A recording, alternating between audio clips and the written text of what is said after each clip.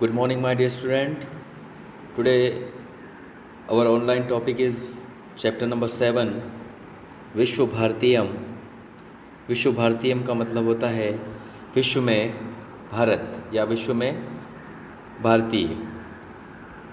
लिखा है इसमें संवाद है, मतलब एक दूसरे से कम्युनिकेशन कर रहे हैं, इसमें एक दूसरे से बातचीत कर रहे हैं.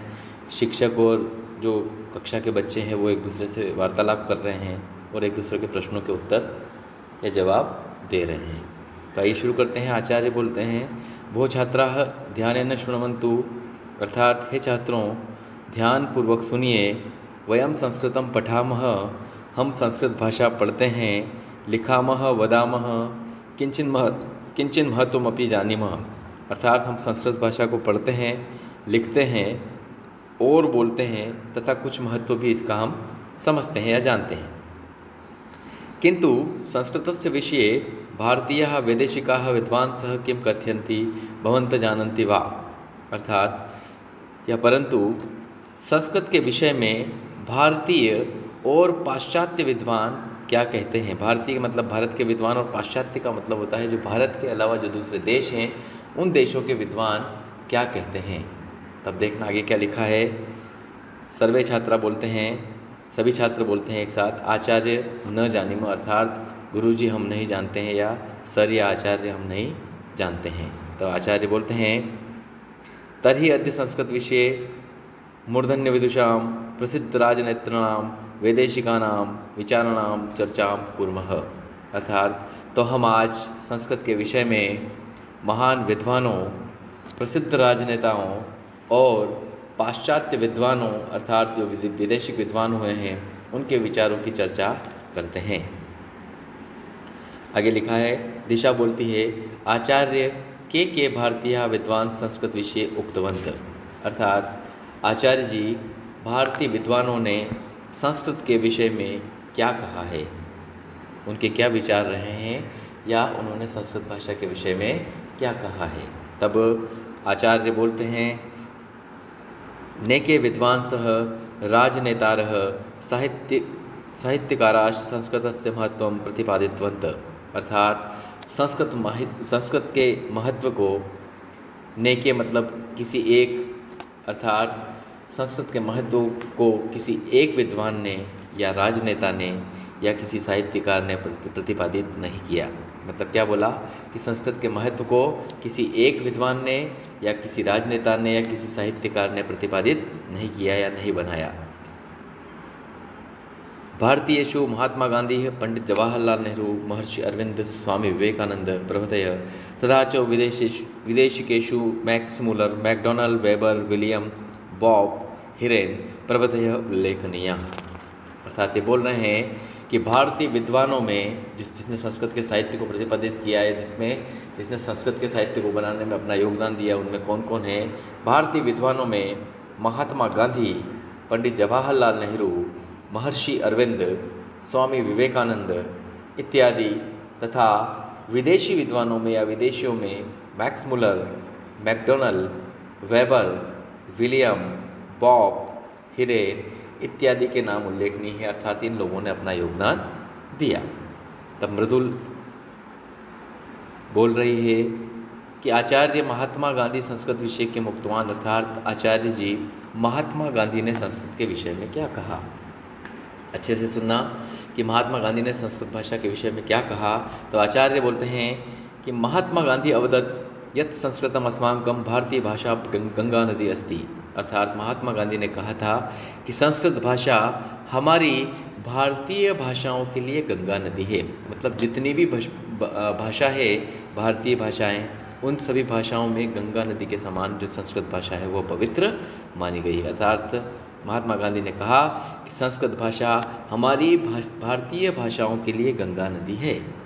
आगे लिखा है, अहम चिंतयामि यदि संस्कृत गंगा शुष्का भवेत्, शुष्का मतलब सूख जाना, शुष्का भवेत् तर्हि सर्वा अपि भाषा सारहीना स्युः, अर्थात इन्होंने कहा कि मैं विचार करता हूँ कि यदि संस्कृत भाषा की गंगा सूख गई क्या बोला महात्मा गांधी ने कि मैं विचार करता हूँ कि यदि संस्कृत भाषा की गंगा सूख गई तो सभी भाषाएं सारहीन हो जाएगी, क्योंकि हर एक भाषा में संस्कृत भाषा का उपयोग किया हुआ है।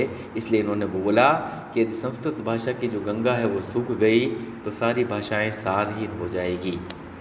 क्या बोला पूरा प्रोग्राम में अच्छे से सुनना एक बार और, कि महात्मा गांधी ने कहा था कि संस्कृत भाषा हमारी भारतीय भाषाओं के लिए गंगा नदी है, और मैं विचार करता हूँ कि यदि संस्कृत भाषा की गंगा सूख गई तो सारी भाषाएं या सभी भाषाएं सारहीन हो जाएगी।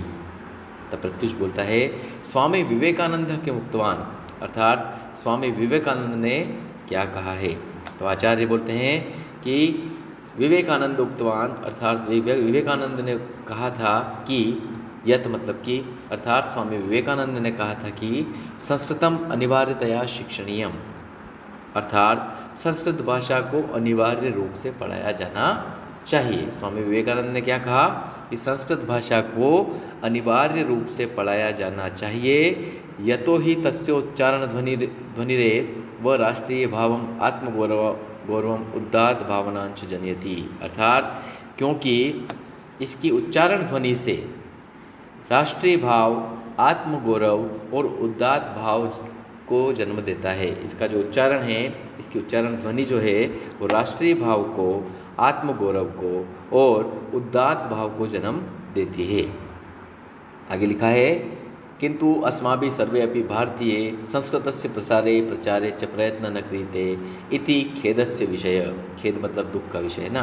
ये बोल रहे हैं कि किंतु हम सभी भारतीय संस्कृत भाषा के प्रसार और प्रचार का प्रयत्न ही नहीं करते हैं। क्या बोला है? क्योंकि हम सभी भारतीय जो हैं वो संस्कृत भाषा के प्रचार और प्रसार का प्रयत्न ही नहीं करते हैं। यह सबसे बड़ा दुख का विषय है या खेद का विषय है। तो एक बार और बोलता हूँ मैं, स्वामी विवेकानंद ने पूरे पैराग्राफ में क्या कहा? स्वामी विवेकानंद ने कहा था कि संस्कृत भाषा को अनिवार्य रूप से पढ़ाया जाना चाहिए, क्योंकि उसकी उच्चारण ध्वनि ही राष्ट्रीय भाव, आत्मगौरव और उद्दात भाव को जन्म देती है। किंतु हम सभी भारतीय जो हैं संस्कृत भाषा के प्रचार और प्रसार का प्रयत्न ही नहीं करते हैं। यह सबसे बड़ा खेद का विषय है या दुख का विषय है। आगे लिखा है, यजुष नाम का लड़का बोल रहा है, भारतस्य प्रथम प्रधानमंत्री पंडित जवाहरलाल नेहरू अपि संस्कृत भक्त इति श्रूयते। अर्थात यजुष जो बोल रहा है वो बोल रहा है कि भारत के प्रथम प्रधानमंत्री पंडित जवाहरलाल नेहरू भी संस्कृत भाषा के भक्त थे। इति श्रूयते, ऐसा मैंने सुना है। क्या बोला है उसने? कि भारत के प्रथम प्रधानमंत्री पंडित जवाहरलाल नेहरू भी संस्कृत भाषा के जो थे वो भक्त थे, ऐसा मैंने सुना है। असो संस्कृत भाषा विषय किम चिंतेति, अर्थात उन्होंने, अर्थात पंडित जवाहरलाल नेहरू ने संस्कृत भाषा के विषय में क्या सोचा। तब आचार्य बोलते हैं, संस्कृत संदर्भे एकदा पंडित जवाहरलाल नेहरू उक्तवान यत, अर्थात संस्कृत भाषा के संदर्भ में एक बार पंडित जवाहरलाल नेहरू ने कहा था, क्या कहा था? कि यदि कश्चित मा पृच्छेत यत भारतस्य उद्दातम कोश कः, अर्थात यदि कोई मुझसे पूछे या कहे कि भारत का उद्दातम कोश कौन सा है, अर्थात भारत का जो निर्माण हुआ है वो कहाँ से हुआ है, उद्दात कहाँ से हुआ है वो। यदि इन्होंने क्या बोला कि यदि कोई मुझसे पूछे कि या कहे कि भारत का उद्दातम कोश कौन सा है, तो तर्हि अहम तु कथिष्यामि संस्कृत भाषा अथवा संस्कृत वाग्मयम एव, तो मैं यही कहूँगा कि संस्कृत भाषा अथवा संस्कृत साहित्य ही है। क्या बोला इन्होंने? कि यदि कोई मुझसे पूछे कि भारत का उद्दातम कोश कौन सा है अथवा भारत की जो सर्वश्रेष्ठ संपत्ति है वो कौन सी है, तो मैं यही कहूँगा कि संस्कृत भाषा या संस्कृत साहित्य। ऐसा पंडित जवाहरलाल नेहरू ने कहा। अहम विश्वसिमि यावत् संस्कृत भाषा जीवने प्रभवती तावत् भारत राष्ट्रस्य मूलभूत एकताया स्थास्येव। अर्थात ये बोल रहे हैं कि मेरा विश्वास है कि जब तक संस्कृत भाषा जीवित है, पंडित जवाहरलाल नेहरू क्या बोल रहे हैं कि मेरा विश्वास है कि जब तक संस्कृत भाषा जीवित है या जीवन में रहेगी, तब तक भारत राष्ट्र की जो मूलभूत एकता है वो कायम रहेगी, अर्थात सभी हम भारतीय एक बन करके रहेंगे। मैं पूरा पैराग्राफ एक बार और अच्छे से बोल देता हूँ आपको हिंदी में। संस्कृत भाषा के संदर्भ में एक बार पंडित जवाहरलाल नेहरू ने कहा था कि यदि कोई मुझसे कहे कि भारत का उद्यतम कोश कौन सा है, अर्थात भारत की सर्वश्रेष्ठ संपत्ति कौन सी है, तो मैं यही कहूँगा कि संस्कृत भाषा अथवा संस्कृत साहित्य। मेरा विश्वास है कि जब तक संस्कृत भाषा जीवित है या जीवन में रहेगी, तब तक भारत राष्ट्र की मूलभूत एकता कायम रहेगी। तब रजत बोलता है, अन्येषां साहित्यकाराणां विषयेऽपि ज्ञातुमिच्छामि, अर्थात अन्य साहित्यकारों के विषय में भी मैं जानना चाहता हूँ। क्या बोला कि अन्य साहित्यकारों के विषय में भी मैं जानना चाहता हूँ।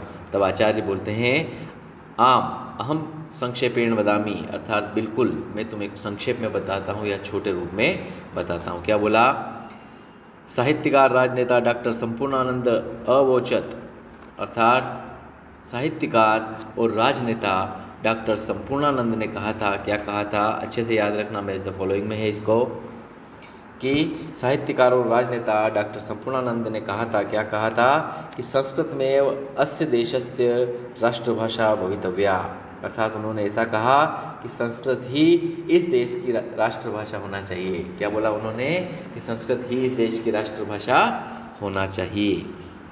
आगे लिखा है, संस्कृते अमूल्य रत्नानि सन्ति, और उन्होंने ऐसा कहा कि संस्कृत में अमूल्य रत्न भरे पड़े हैं, संस्कृत में अमूल्य रत्न भरे पड़े हैं।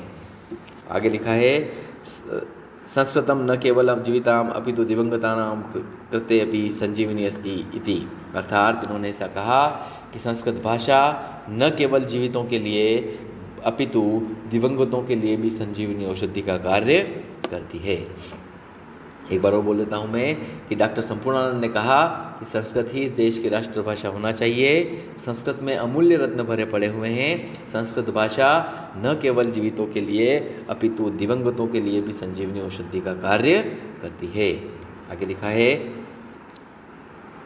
अपि च साहित्ये घुमक्कड़ धर्मस्य प्रस्तावक साहित्यकार राहुल संस्कृतायनो अपि उक्तवान यत्, अर्थात इसके अलावा साहित्य में घुमक्कड़ धर्म के प्रस्तावक साहित्यकार राहुल संस्कृतायन ने भी कहा है। क्या बोला मैंने, साहित्य में घुमक्कड़ धर्म के प्रस्तावक और साहित्यकार राहुल संस्कृतायन ने भी कहा है। राहुल संस्कृतायन ने क्या कहा कि अस्म प्राचीनतमा वाणी संस्कृत रूपेण अधुनापि विद्यमाना, अर्थात हमारी प्राचीनतम भाषा संस्कृत के रूप में आज भी विद्यमान है। क्या बोला, हमारी जो प्राचीनतम भाषा या पुरानी भाषा जो है वो आज भी संस्कृत के रूप में विद्यमान है।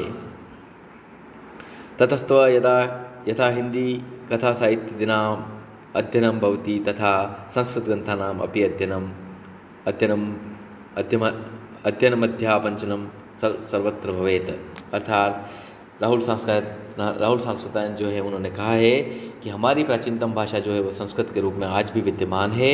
जिस प्रकार से हिंदी कथा साहित्य का अध्ययन होता है, वैसे ही संस्कृत ग्रंथों का भी सर्वत्र अध्ययन और अध्यापन होना चाहिए। क्या बोला इन्होंने, राहुल संस्कृतायन ने, कि हमारी जो प्राचीन भाषा है वो संस्कृत के रूप में आज भी विद्यमान है, और जिस प्रकार से हिंदी साहित्य का या हिंदी कथा साहित्य का आज भी जिस प्रकार से अध्ययन होता है, ठीक उसी प्रकार से संस्कृत के ग्रंथों का भी सर्वत्र अध्ययन और अध्यापन होना चाहिए। ये राहुल संस्कृतायन ने बोला। तब गिरिराज नाम का लड़का बोलता है कि महर्षि अरविंद संस्कृत विषय को अभिप्राय, अर्थात महर्षि अरविंद का संस्कृत भाषा के विषय में क्या अभिप्राय है। तब बोलते हैं, आचार्य बोलते हैं, महर्षि प्राह, अर्थात महर्षि अरविंद ने कहा क्या कहा, सरल संस्कृत में वो भारत राष्ट्रभाषा भवेत्, अर्थात सरल संस्कृत ही भारत राष्ट्र की राष्ट्रभाषा होनी चाहिए। महर्षि अरविंद ने क्या कहा, सरल संस्कृत ही भारत राष्ट्र की राष्ट्रभाषा होनी चाहिए। ये महर्षि अरविंद ने कहा कि सरल संस्कृत भाषा, सरल जो है वो संस्कृत भाषा है, और संस्कृत भाषा ही भारत राष्ट्र की राष्ट्रभाषा होनी चाहिए।